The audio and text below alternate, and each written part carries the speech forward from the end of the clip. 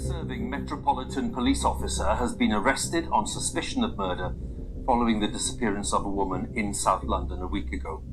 Sarah Everard, who was 33, was making her way home from a friend's house. A tragic ending to the case of a missing Farmington woman who was last seen May the 3rd. Her body was discovered Thursday in nearby Washington County.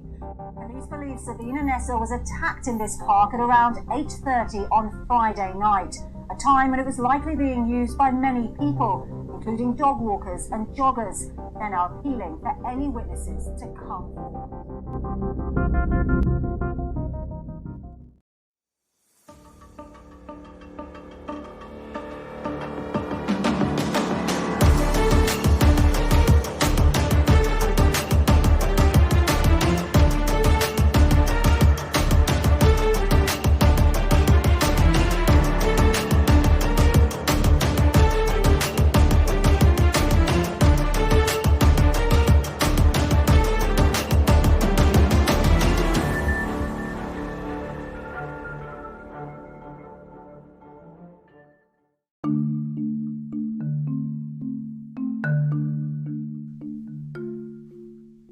Hi everyone and welcome to bonus episode number 1. The bonus episodes we are going to focus on why people kill and the methods that they use to kill and the people that they kill. So for bonus episode 1, we're going to focus on femicide because it is quite big, especially in the UK. Although the UK isn't the leading country in the world for femicide, you know, in Europe, it's Latvia. Latvia is the worst in Europe for femicide. But because we're in the UK, we're going to focus on the UK. Just going to give you some statistics on the 2020 femicide census. 110 women were killed by men in 2020. 111 men have been implicated in their killings, but to date only 79 men have been found or pleaded guilty to the killing of a woman, or who otherwise have been held responsible for the killing in the cases where the perpetrator was detained under the Mental Health Act or died by suicide prior to their conviction. 52% of women were killed by their former partners, 13% were killed by a son, and 8% were killed by a stranger. 52% were killed by current or former partners, so that's just over half. That is staggering. It really is. 70% of these murders took place in the home of the victim or perpetrator, and 20% of these victims were aged over 66. 38% were killed by men using a sharp instrument like a knife. 22% involved strangulation or asphyxiation, and 15% were involved using a blunt instrument. 13% involved hitting or kicking or stamping. 45% of these would be described as using overkill. Overkill is defined as the use of excessive and gratuitous violence beyond that necessary to cause the death of a victim. There was a known history of violence and abuse by the perpetrator of the victim in 48% of these cases. 53% of perpetrators were known to have histories of violence against women, and 60% were found guilty of murder. 19% were found guilty of manslaughter, including culpable homicide. 11% of the perpetrators killed themselves as well as the victim, and 29% are still awaiting trial.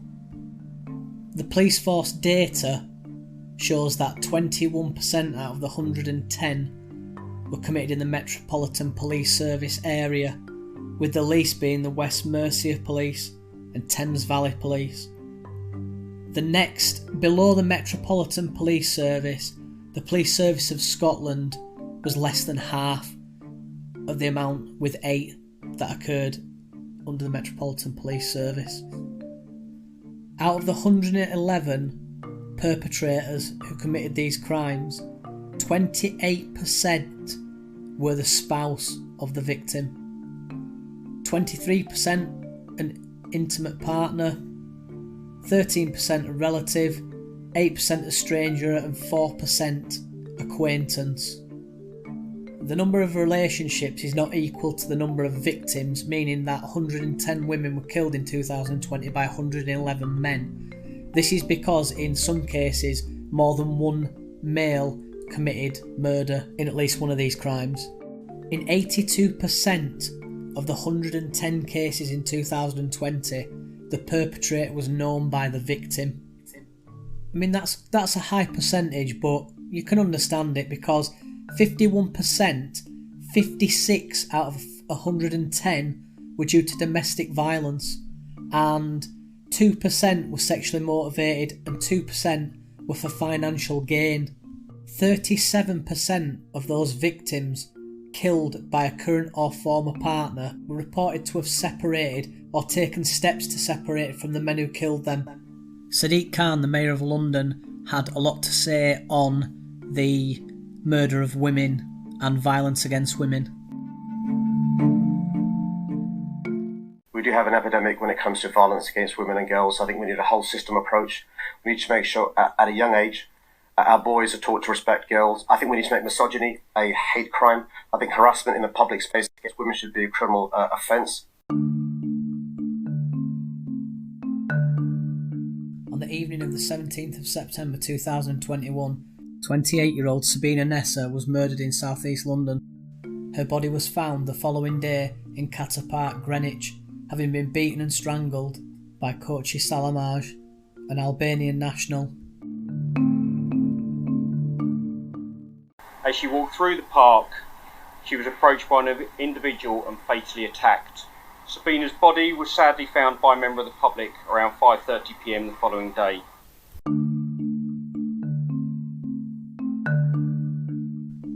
And that's just one person. There's countless more. And in 2021, Sarah Everard was also kidnapped and murdered by a serving police officer, Wayne Cousins. It's just terrible. It really is, and it's so bad, and it needs to stop. It really does.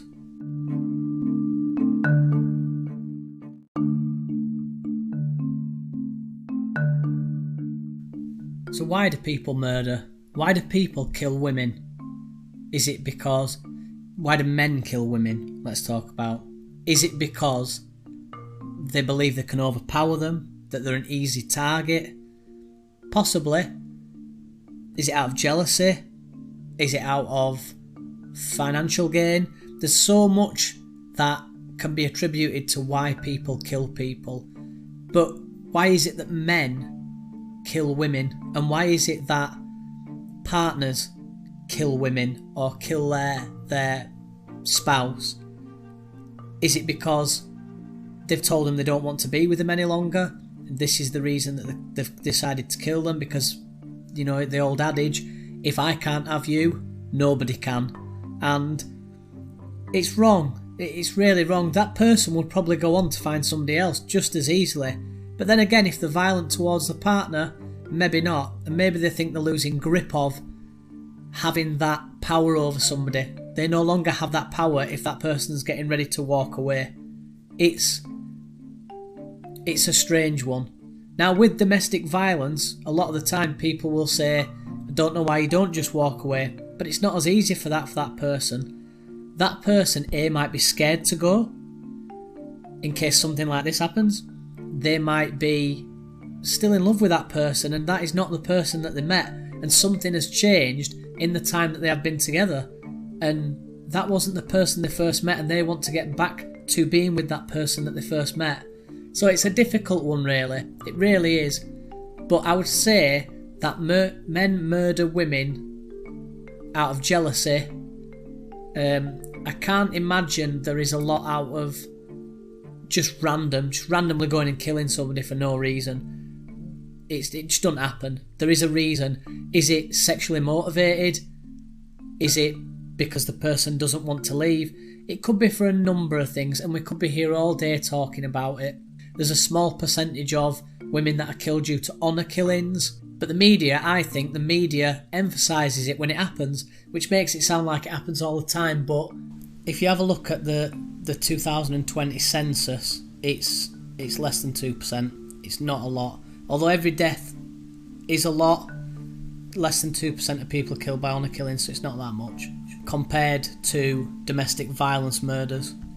Misogyny is another one. So if you're not sure what misogyny is a hatred or a contempt of women. You could say that Ted Bundy killed women because of misogyny. So if men don't like women using public space the same way they do, it legitimises the desire to dominate and subordinate women and keep women in the place. It's wrong. We're all born on this planet. We all die on this planet. Everybody should be treated equally, no matter where they're from, no matter what they do. Everybody should have the right to live and the right to live equally, and that's what I think. And if you don't think that, I personally think that you're insane. Like I said, every 3 days in England and Wales, a woman is killed by a former or current male partner. Speaks for itself, really. Between 2008 and 2018, 840 women were killed by male, current or former partners. And throughout the pandemic, cases of domestic violence towards women rose ridiculously. And a really strange thing is that people have sympathy for these men who kill women. Hybristophilia is a sexual interest and attraction to those who commit crimes. Many high-profile criminals, such as Ted Bundy and even Chris Watts, particularly those who have committed atrocious crimes, receive fan mail in prison that is sometimes amorous or sexual, presumably as a result of the phenomenon. In some cases, admirers of these criminals have gone on to marry the object of their affections in prison. It is absolutely mental, isn't it? It's absolutely crazy that these people would want to be with the murderer, especially men who have murdered women or families. It's just nuts. Why?